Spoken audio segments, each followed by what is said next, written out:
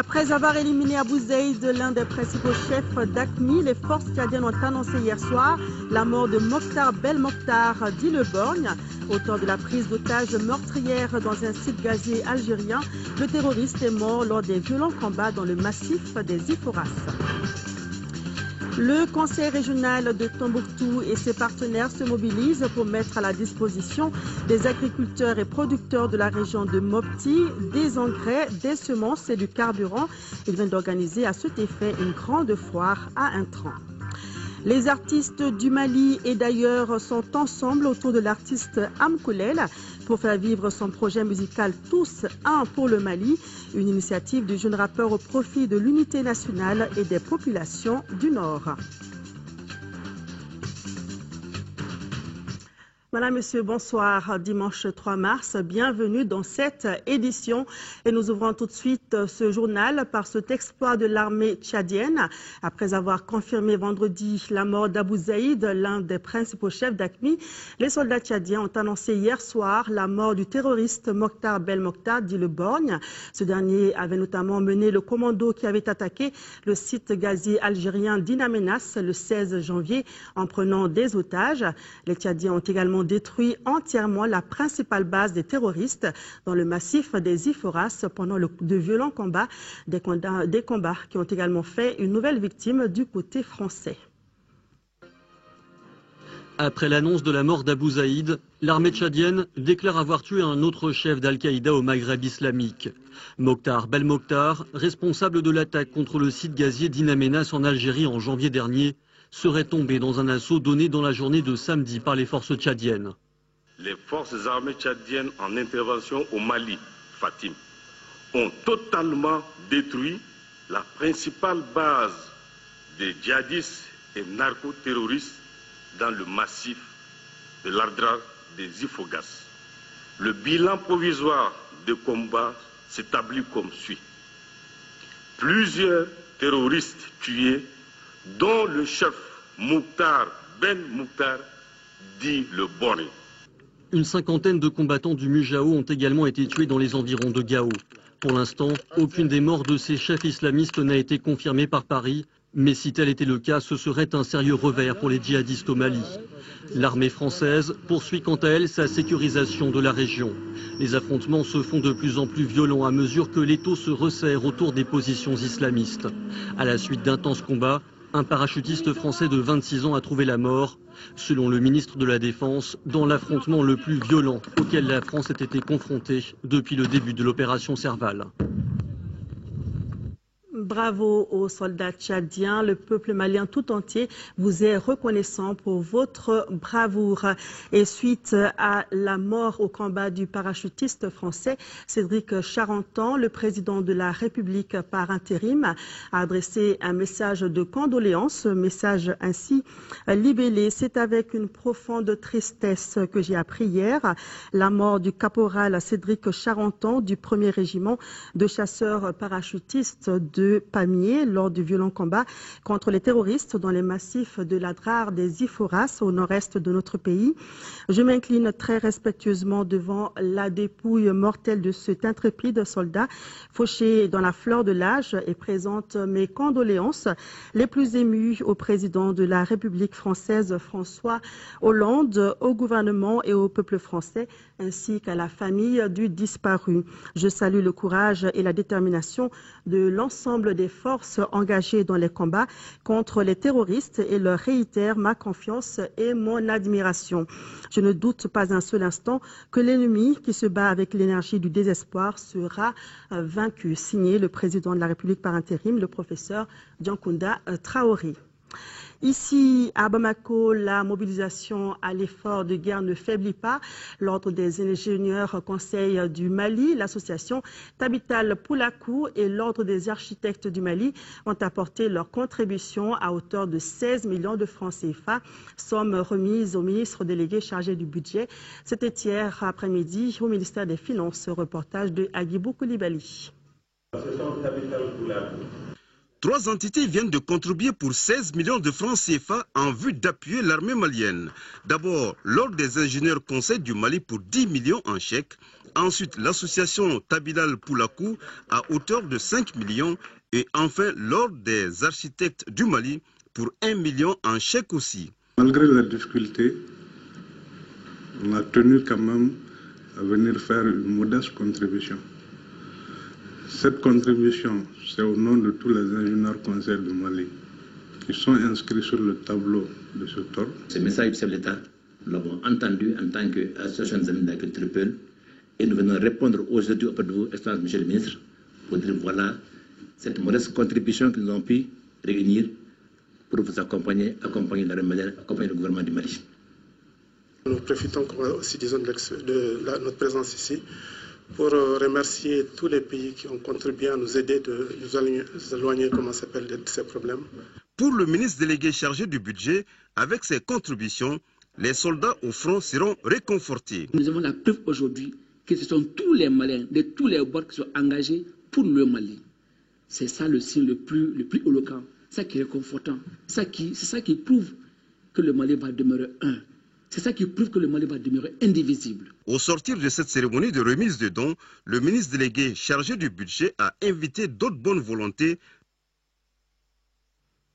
Les populations de Kangaba et les orpailleurs traditionnels se mobilisent aussi pour venir en aide à notre armée. Ils viennent de remettre plus de 12 millions de francs CFA au préfet et au président de la Chambre des mines de la 2e région. Reportage Ousmane Koïta. Cette cérémonie est certes modeste mais pleine de signification. Elle reflète l'attachement des Manégas à la défense de l'intégrité du territoire. Les 12,7 millions de francs CFA collectés se répartissent comme suit. 3,7 millions de francs CFA par les communautés et 9 millions de francs CFA par les orpailleurs traditionnels. Quand le président de la République a lancé l'appel, immédiatement le préfet, le député, moi-même, nous nous sommes concertés et vraiment essayé de faire une adresse à l'ensemble de la population. Et les gens sont réagis de tous les côtés. Nous restons toujours mobilisés. C'est pourquoi on a toujours lancé l'appel à la population, que ce soit en espèces, en nature. Tous ceux qui peuvent le faire sont les bienvenus. Ici à Kangaba, tous sont unanimes que la libération du nord du Mali est un combat noble auquel tout digne fils doit participer jusqu'à la victoire. À Gao, c'est un camp militaire totalement délabré qui a été récupéré par les forces maliennes après le départ des terroristes. Tous les bureaux ont été saccagés et pillés par le MNLA et ses alliés. Les documents administratifs ont été brûlés. Le commandement militaire s'attache à réhabiliter ce camp avant l'hivernage. Écoutons à ce sujet l'ingénieur commandant Ibrahima Traoré du génie militaire qui vient d'effectuer une expertise sur le terrain. Il est au micro de nos envoyés spéciaux Daouda Sidiki Diara et Massa Doumbia. Nous sommes une équipe réduite du génie pour faire l'expertise des infrastructures au niveau des structures militaires, de la gendarmerie et puis de la garde. Bon, le travail se passe normalement. Il se trouve que plus de 80% des infras sont hors d'état d'usage parce que la majorité des bâtiments sont sans toiture, sans installation. Pour le moment, tout se passe bien. Alors, comment faut-il les réhabiliter? C'est quand on sait que bientôt ça va être la période hivernale? Oui, c'est ce qui explique notre présence ici. En fait, c'est pour évaluer rapidement ce qu'il faut pour réhabiliter toutes ces infrastructures-là. Et nous avons presque fini le travail. Et je crois que très rapidement, les autorités vont réagir pour que ces infrastructures soient utilisables avant l'hivernage. Le mouvement des femmes et des jeunes pour la reconstruction nationale appelle à la mobilisation pour reconstruire le pays. Pour ce faire, le mouvement vient de lancer une série d'activités qui auront lieu à l'intérieur et à l'extérieur du Mali. Des activités qui devront contribuer à l'apaisement et au renforcement de la cohésion sociale. Ce lancement a été suivi par une conférence de presse pour la compréhension de l'initiative, suivie par Ramata Konaté. Au mouvement des femmes et des jeunes, on pense déjà à la reconstruction du pays, c'est-à-dire bâtir un Mali nouveau sur de bases plus solides. C'est tout le sens de l'initiative appelée « Un citoyen engagé, un patriote, un geste pour la reconstruction nationale ». Plusieurs activités sont prévues à l'intérieur et à l'extérieur du pays. Nous avons initié une journée de solidarité et de plaidoyer en faveur du Mali. Il faudra accepter de se donner la main d'abord pour pouvoir construire un pays. Nous allons partir à l'école, ouvrir les bibliothèques, partir à l'école des vieux et des aînés. On a décidé, pourquoi ne pas aller vers les veillées nocturnes? Traditionnellement, on éduquait les gens à travers les chansons populaires. Nous avons des valeurs avant, qui étaient des valeurs vraiment dont on a besoin aujourd'hui. Pour atteindre ces objectifs, le conférencier a donné des lignes directives. Nous étions là assis. Nous voyons le Mali dégringoler. Nous étions en mesure de proposer des solutions, mais nous ne l'avons pas fait. Réfléchissez sur ça. Et puis, il ne faudrait pas que vraiment vous vous laissiez phagocyter par les politiques. Très franchement, méfiez-vous des politiques. Le mouvement des femmes et des jeunes pour la reconstruction nationale, faut-il le signaler, regroupe plusieurs associations et réseaux de la place. Sur invitation de Tieman Hubert Koulibaly, ministre des Affaires étrangères et de la coopération internationale du Mali, William Hague, ministre des Affaires étrangères et du Commonwealth de Grande-Bretagne, effectuera à compter de demain, lundi 4 mars, une visite de travail au Mali. Durant son séjour à Bamako, il aura des entretiens avec son homologue malien et sera reçu en audience par le Premier ministre Diongo Sissoko et par le président de la République par intérim, le professeur Diankounda Traoré. Le départ des nouveaux boursiers pour l'Algérie est prévu pour mardi prochain. Le ministre de l'Emploi et de la Formation professionnelle et celui de l'Enseignement supérieur et de la Recherche scientifique ont reçu les étudiants et leurs familles. L'ambassadeur d'Algérie au Mali était aussi de la rencontre. Les détails avec notre reporter Nando Dambélé. Ils sont au total 45 nouveaux boursiers maliens, dont 8 filles pour l'Algérie. Initialement limité à 20 pour la formation professionnelle, ce taux qui est porté à 45 est le fruit du protocole d'accord de coopération issu de la 11e session de la commission mixte algéro-malienne tenue à Alger le 11 septembre 2011. Je dois dire que tout le mérite en revient à Madame la ministre, qui elle-même a tout simplement eu le réflexe de solliciter, de poser le problème de ces jeunes qui, du fait de la situation qui prévaut au nord, se trouvaient sans perspective et a demandé ce que pouvait faire l'Algérie.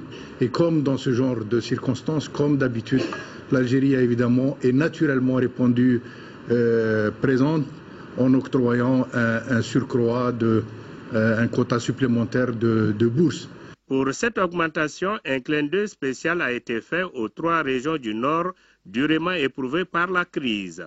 Pour marquer sa solidarité, valeur ancestrale africaine, la République démocratique et populaire d'Algérie a accordé une suite favorable à notre requête avec l'octroi de 45 bourses destinées aux jeunes des 3 régions du Nord de notre pays. S'adressant aux nouveaux boursiers, le ministre de l'Emploi et de la Formation professionnelle leur a demandé de respecter les us et coutumes du pays hôte. Pour l'année scolaire et universitaire 2012-2013, l'Algérie a accordé plus de 214 bourses au Mali réparties entre l'enseignement supérieur, la formation professionnelle, le transport, la communication, les affaires religieuses et la protection civile. C'est Alou Keïta, un opérateur économique qui dirigera désormais le nouveau parti politique Force alternative pour le renouveau et l'émergence phare. Il a été désigné à l'issue de l'Assemblée générale constitutive du parti. Le bureau provisoire compte 99 membres. Le point, c'est avec Bourama Traoré. Quand le temps est compté, il faut aller très vite. Aux forces alternatives pour le renouveau et l'émergence, cette évidence semble être bien comprise.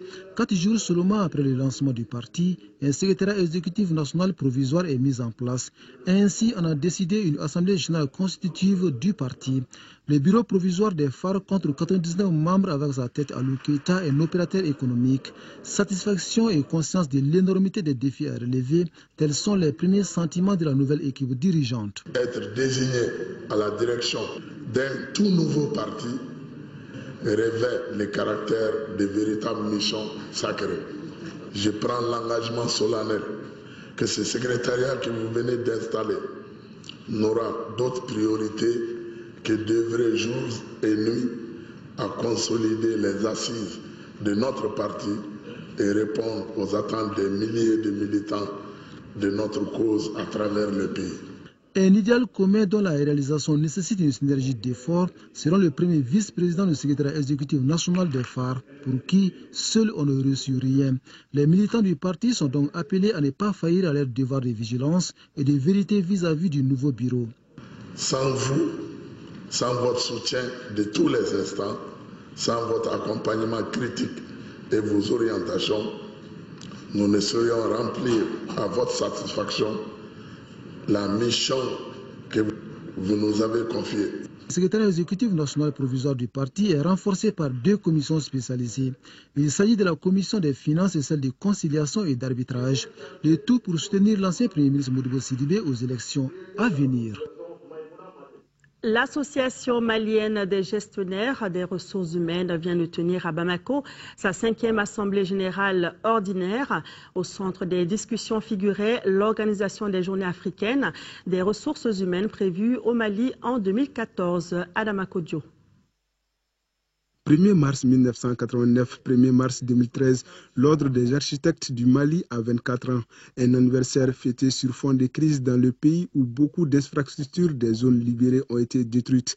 L'Ordre entend apporter sa contribution dans la reconstruction des infrastructures en question. Nous sommes à la disposition des populations, du gouvernement du Mali pour vraiment, disons, voir ce problème de reconstruction, pour que ce soit, disons, à hauteur, disons, des souhaits. Pour les conseillers du ministre en charge du logement, les terroristes et autres groupes armés qui ont agressé le Mali ont porté un coup dur à la culture.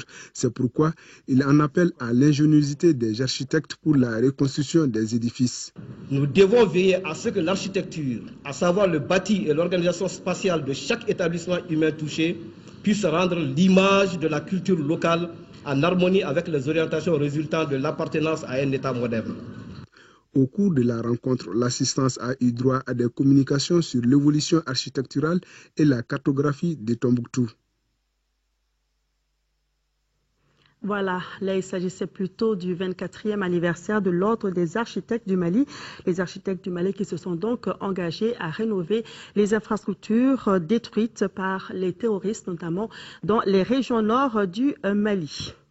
Signature de convention de partenariat entre les 8 communes du couloir économique de la frontière Mali-Burkina et Mali-Côte d'Ivoire et le programme des partenaires municipaux du Mali. Il s'agit à travers cette convention de partenariat de favoriser les échanges commerciaux en vue de l'intégration économique sous-régionale. Au RTM Sikasso, le reportage de Daouda Diakiti.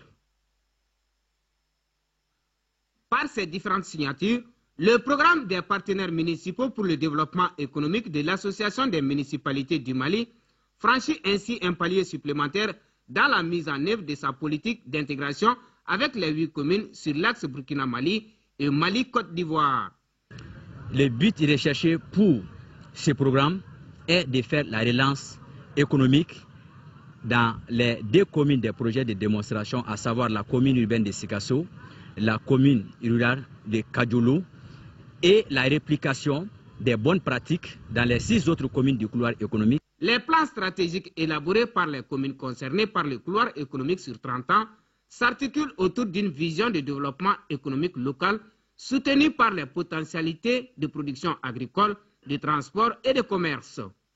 Cette convention permettra aux 8 maires du couloir d'aller ensemble, de se parler, de faire des visites d'échange, afin de pouvoir créer de l'emploi pour les jeunes et les femmes. La mairie de la commune urbaine de Sikasso, qui joue un rôle central dans la mise en œuvre du projet, s'est félicitée de l'initiative du programme des partenaires municipaux pour le développement économique qui concourt à l'émergence économique de la région.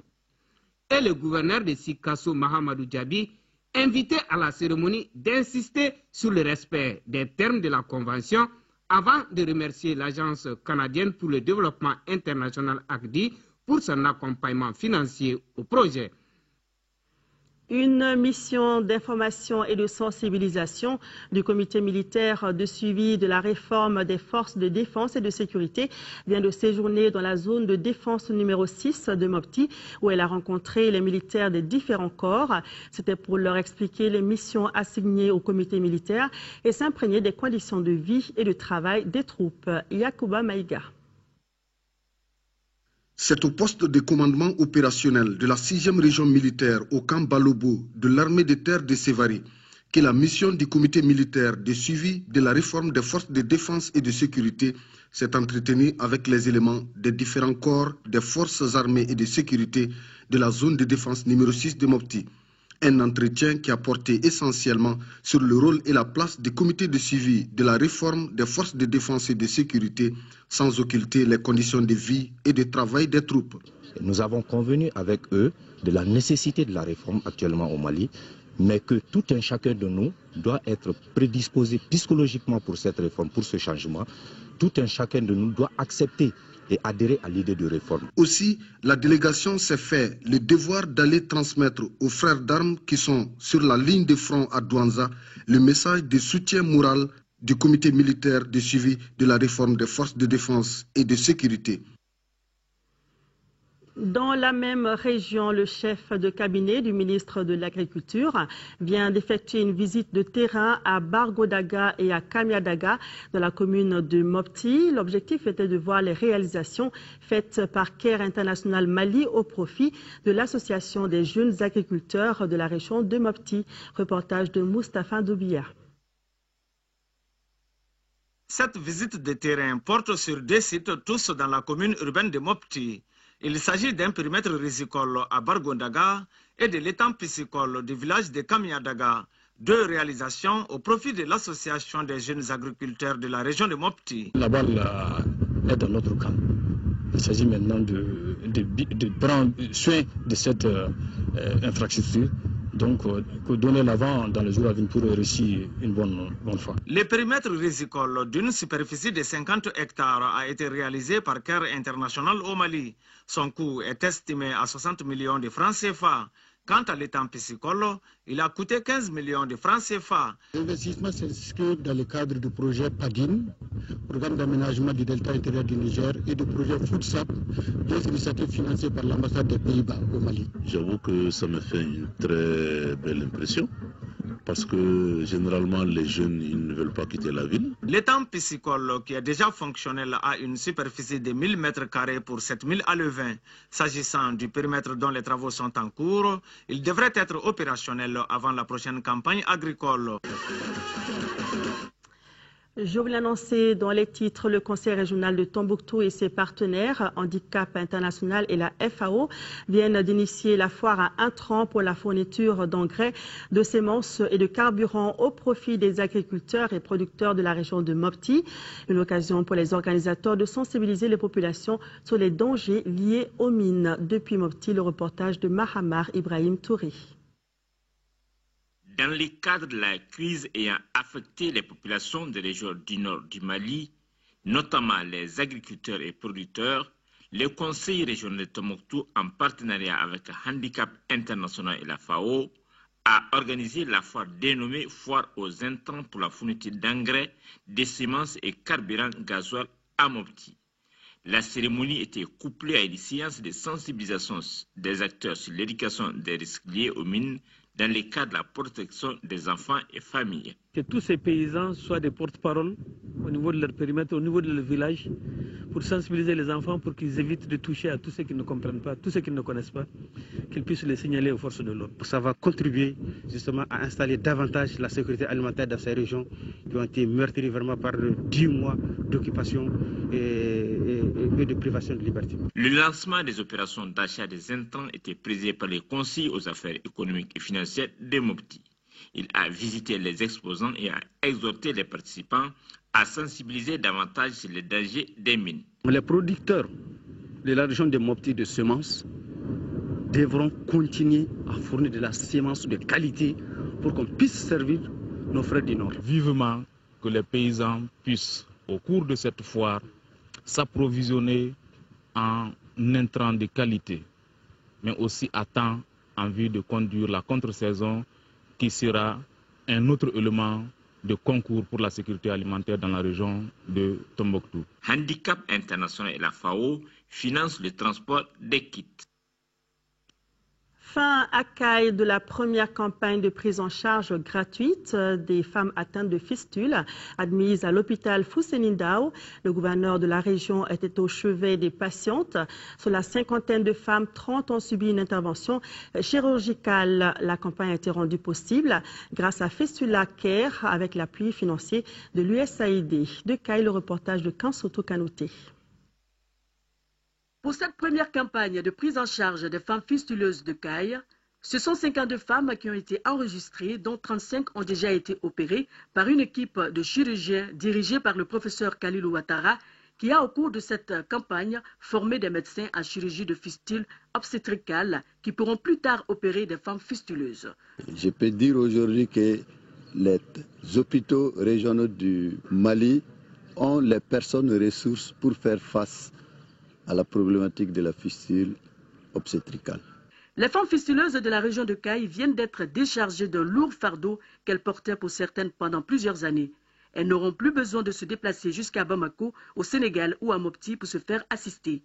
Pour Demba Traoré, coordinateur de Fistula Care, l'on peut se réjouir aujourd'hui de l'opportunité donnée à ces femmes fistuleuses d'être prises en charge. Mais il y a des difficultés qui demeurent. Il faut reconnaître que si moi aujourd'hui j'ai des moyens autres que ceux que j'ai, je ferai 10 fois mieux que ceux qui sont en train de vivre. Parce qu'ils ont besoin d'infrastructures d'abord. Ils ont besoin, tout leur équipement est défectueux. Tout, sans exception. Si ce n'est pas d'ailleurs le professeur Ouattara qui a amené ce matériel, nous ne pouvons même pas organiser la campagne. Le gouverneur de région, le colonel Salih Traoré, qui a rendu visite à ces femmes malades, s'est dit très satisfait du travail des médecins qui va à coup sûr donner l'occasion à ces femmes meurtries dans leur chair, parfois rejetées, de réintégrer avec dignité la société. J'ai été remarquablement satisfait de voir des petites filles sourire. Peut-être qu'avant-hier seulement elles pleuraient. A rappeler que de l'intervention chirurgicale jusqu'à la guérison, les patientes sont prises en charge gratuitement.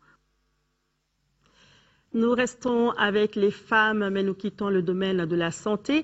La Fédération nationale des collectifs d'organisations féminines du Mali vient d'organiser une journée dans le cadre du 8 mars, journée internationale de la femme.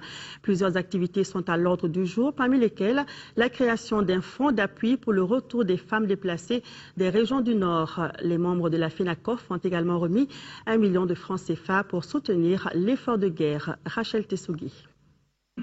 La journée de la Fédération nationale des collectifs d'organisations féminines du Mali, FENACOF, a débuté avec l'hymne national. Cette journée qui entre dans le cadre de la célébration du 8 mars, journée internationale des femmes, couvre plusieurs activités. Il s'agit entre autres de la remise d'un mémorandum aux autorités et candidats aux élections générales de 2013 pour une meilleure prise en compte des préoccupations des femmes dans les politiques et stratégies nationales, le lancement du programme Mousso Djigui d'appui à la lutte contre la pauvreté féminine et les impacts négatifs de la crise sur les activités socio-économiques des femmes. Le lancement de la création d'un fonds d'appui pour le retour des femmes déplacées du nord du Mali. Le gouvernement encourage les femmes maliennes qui ont décidé de célébrer le 8 mars 2013 sous le signe du recueillement. Le 8 mars, journée internationale des femmes du monde entier, que vous avez décidé de commémorer sous le signe du recueillement, la prière et les bénédictions au chevet de notre pays si éprouvé reste un acte positif que je considère sobre et sage et que j'apprécie à sa juste valeur en ces temps où le Mali est placé en état d'urgence. Vous témoignez ainsi votre fort intérêt à participer à la vie de la nation. La Fédération nationale des collectifs d'organisations féminines a également participé à l'effort de guerre en remettant 1 million de francs CFA au ministère de l'économie, des finances et du budget. Et nous revenons sur l'activité de l'Association malienne des gestionnaires des ressources humaines qui vient de tenir à Bamako sa 5e Assemblée générale ordinaire. Au centre des discussions figurait l'organisation des Journées africaines des ressources humaines prévues au Mali en 2014. Le reportage de Adama Kodjo. Cette assemblée générale de l'association malienne des gestionnaires des ressources humaines AMAGERACH intervient dans un contexte particulier. Malgré la crise, l'association se mobilise pour organiser en 2014 dans notre pays les 18e journées africaines des ressources humaines. C'est la raison pour laquelle la rencontre est placée sous le signe de la mobilisation pour la réussite de ces journées. L'organisation des journées des ressources humaines au Mali permet d'améliorer la qualité de la gestion des ressources humaines au Mali. La gestion des ressources humaines est une action stratégique dans un pays. Si nous voulons avoir des hommes de qualité au sein de nos entreprises, au sein de nos administrations, nous devons former des hommes. Le bilan 2012 de l'AMAGERACH est jugé satisfaisant.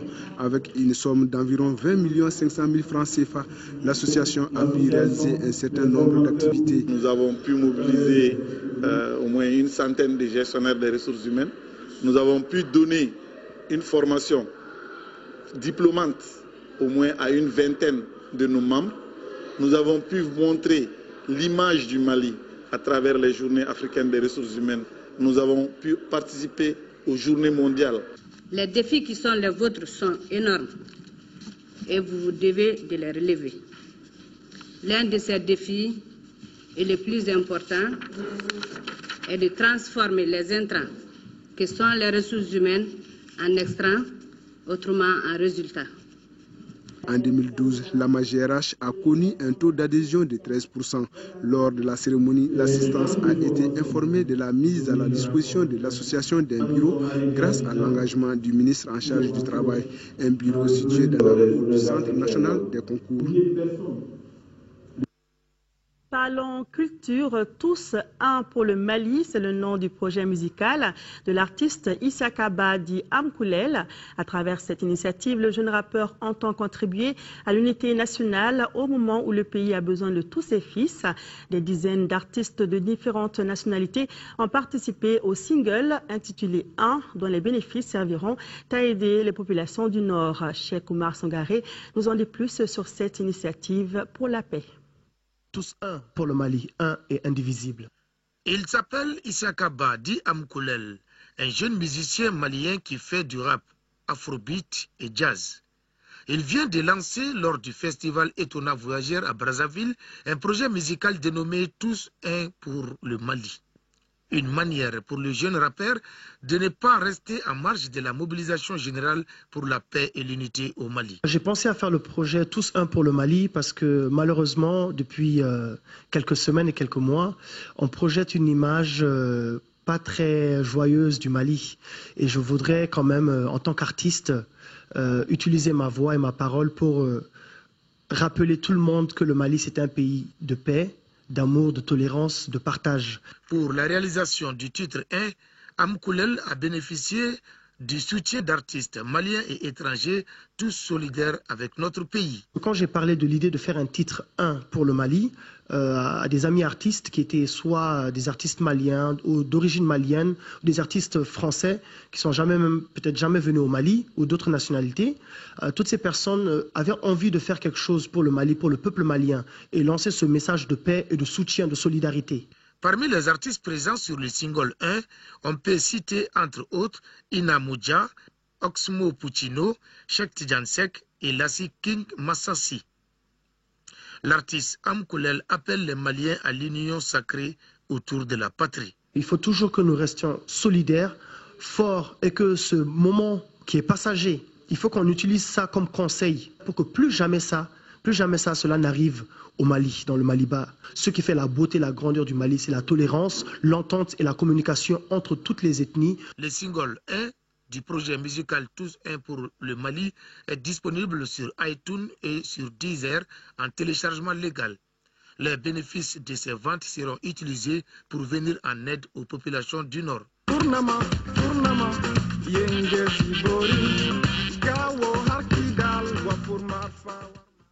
Voilà, merci à Amkoulel pour cette initiative.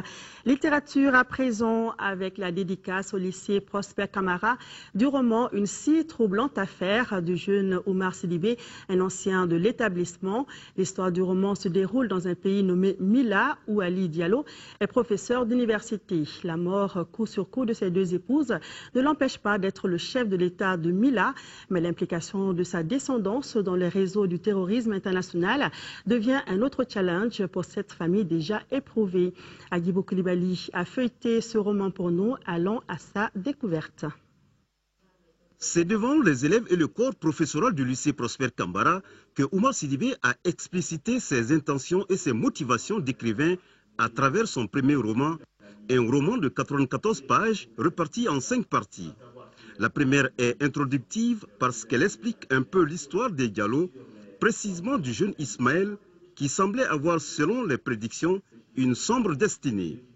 La seconde partie traite en quelque sorte des répercussions du mariage de Ali et Aïchata.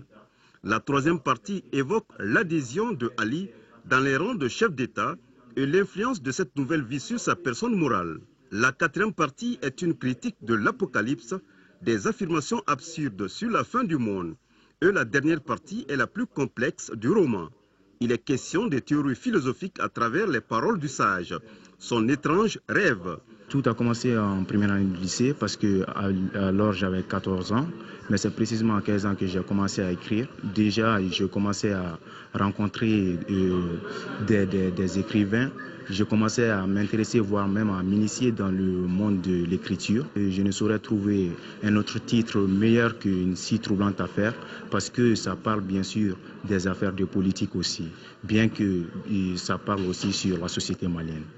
Une initiative bien appréciée par les élèves et le corps professoral du lycée Prosper Camara. Une fierté pour moi qu'il soit venu présenter son document ici, devant mes élèves, vu son âge, ce sont ses camarades. Il a fait le bac l'année passée seulement. Est-ce que cela va être une émulation, une stimulation pour non seulement ses camarades qui sont restés, mais aussi ceux qui sont des passants et qui préparent le bac? S'il n'est pas le plus jeune, c'est sûr, Oumar Sidibé se révèle aujourd'hui l'un des plus jeunes écrivains du pays. Comme quoi, la valeur d'un homme n'attend point le nombre d'années. Voilà une si troublante affaire du jeune Oumar Sidibé à avoir dans votre bibliothèque.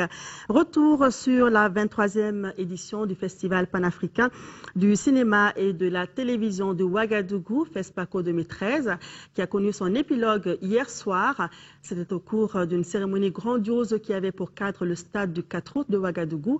À l'issue d'une semaine de compétition, les Talents d'Or de Yeninga 2013, le plus grand prix du festival, est revenu au film Tei, qui veut dire aujourd'hui en wolof du réalisateur sénégalais Alain Gomis. Le Mali, avec le long métrage Toile d'araignée de Ibrahima Touré, remporte le prix de l'Union africaine et le prix spécial Samben Ousmane. Cette cérémonie riche en couleurs était présidée par le président du Faso, Blaise Compaoré. Depuis Ouagadougou, le récit de nos envoyés spéciaux, Tchadja Kamara et Modibo Soirée. Événement historique pour le cinéma sénégalais avec cette récompense du Grand Prix étalon de Yeninga lors de cette 23e édition du Festival panafricain du cinéma et de la télévision de Ouagadougou. Et c'est le film intitulé Tei en Wolof aujourd'hui de Alain Gomis qui a été choisi par le jury du long métrage, une première pour le pays de Samben Ousmane, l'un des pionniers du FESPACO. Cette œuvre de 86 minutes est l'histoire d'un homme qui sait qu'il doit mourir ce soir et accepte avec beaucoup de courage son imminente fin. Le cinéaste comblé reçoit des mains du président Blaise Compaoré son trophée d'une valeur de 10 millions de francs CFA. J'ai oublié tout à l'heure de dédier ce film à ce grand acteur qui est Tiano Ndjaidos, qui joue dans le film, et c'était son dernier film. Et bon, l'émotion m'a fait oublier beaucoup de gens, et je tiens vraiment à lui dédier ce film. C'est un très très grand acteur. Certains d'entre vous l'ont vu dans les films de Samben Ousmane. Moi j'ai eu le plaisir de travailler 3 fois avec lui, et bon, ce prix, il est avec lui, quoi, vraiment. À 41 ans, le cinéaste franco-sénégalais inscrit donc son nom au palmarès du FESPACO, le plus grand rendez-vous du cinéma africain. L'étalon d'argent a été décerné à Yema de Djamila Saharawi de l'Algérie et l'étalon de bronze à la pirogue de Moussa Touré du Sénégal, qui a également remporté le prix spécial des États-Unis et celui de la CEDEAO. Le Mali également honoré à ses 23e FESPACO avec le film Toile d'araignée de notre compatriote Ibrahima Touré, qui remporte le prix de l'Union africaine d'une valeur de 8 millions de francs CFA, ainsi que le prix spécial Samben Ousmane doté d'une enveloppe de 2 millions de francs CFA. Il faut rappeler que l'étalon de Yenenga fait référence au mythe fondateur de l'Empire Mossi. Le thème de ce FESPACO, c'est bien sûr le cinéma et les politiques publiques. Ce qui indique que la production des films en Afrique a encore besoin du soutien, de l'accompagnement des pouvoirs publics. Et je crois que nous avons retenu les conclusions que nous allons porter, des différents colloques que nous allons porter aux chefs d'État africains. Cette cérémonie de clôture du FESPACO 2013 était soutenue artistiquement par le groupe Magic System de Côte d'Ivoire et ce magnifique show baptisé Peindre la société, une création chorégraphique qui a réuni plus de 200 danseurs et autres exhibitionnistes suivis par cet impressionnant et captivant spectacle son et lumière. Après une semaine de festivités riches en couleurs marquées par des projections de films, des colloques, des débats, des défilés de mode, des concerts, la 23e édition du Festival panafricain de cinéma de Ouagadougou, édition 2013, ferme donc ses portes. La prochaine édition aura lieu du 28 février au 7 mars 2015.